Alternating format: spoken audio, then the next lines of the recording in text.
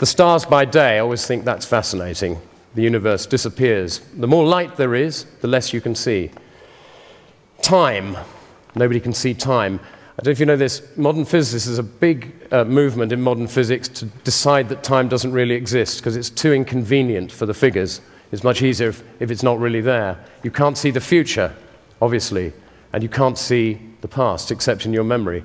One of the interesting things about the past is you particularly can't see. My son asked me this the other day. He said, "Dad, can you remember what I was like when I was 2?" And I said, "Yes." He said, "Why can't I?" Isn't that extraordinary? You cannot remember what happened to you earlier than the age of 2 or 3, which is great news for psychoanalysts, because otherwise they'd be out of a job, because that's where all the stuff happens.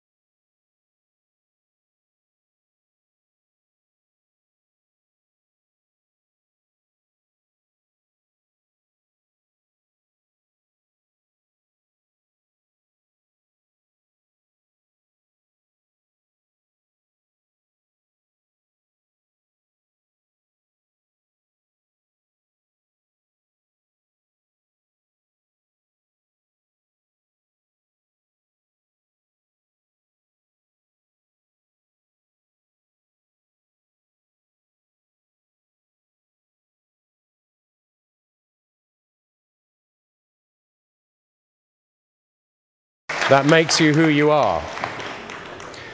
Another thing you can't see is the grid on which we hang. This is fascinating. You probably know, some of you, that cells are continually renewed. You can see it in skin and this kind of stuff. Skin flakes off, hairs grow, nails, that kind of stuff. But every cell in your body is replaced at some point. Taste buds every 10 days or so. Livers and internal organs will take a bit longer. A spine takes several years. But at the end of 7 years, not one cell in your body remains from what was there 7 years ago. The question is, who then are we? What are we? What is this thing that we hang on that is actually us? Okay, atoms, can't see them. Nobody ever will. Smaller than the wavelength of light.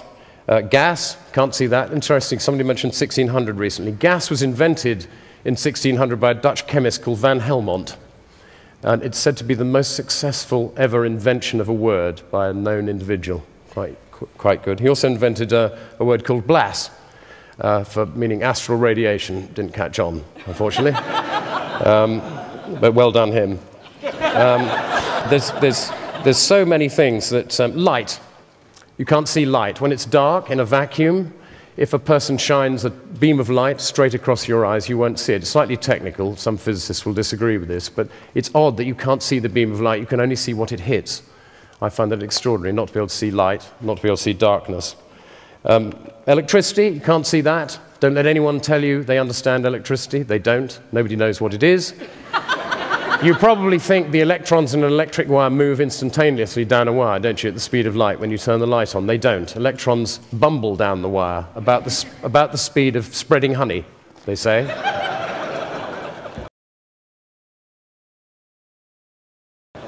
Galaxies, 100 billion of them estimated in the universe. 100 billion. How many can we see? 5. 5 out of the 100 billion galaxies with the naked eye, and one of them is quite difficult to see unless you've got very good eyesight.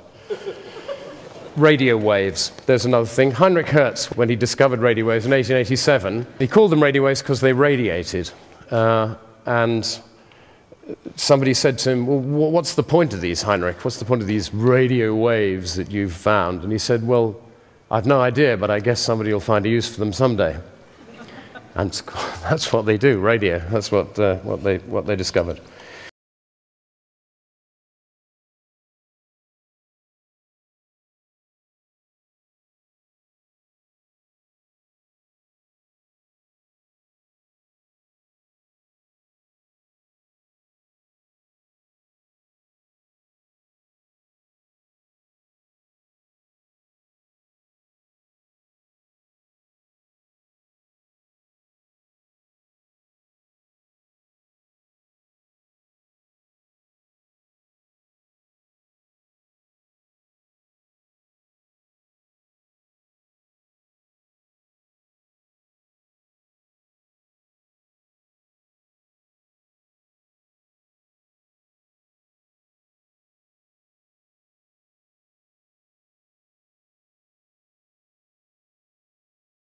Anyway, so the biggest thing that's invisible to us is what we don't know. It is incredible how little we know.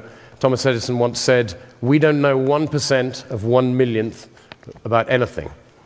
And I've come to the conclusion, because you asked this other question, what's another thing we can't see? The point, most of us. What's the point?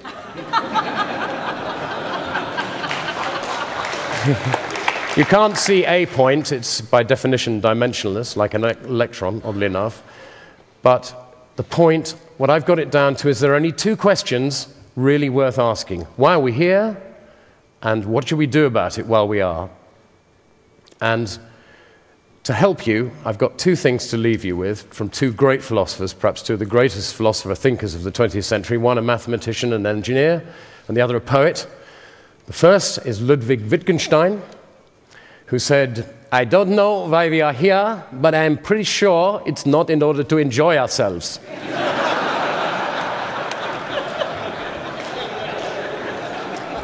He was a cheerful bastard, wasn't he?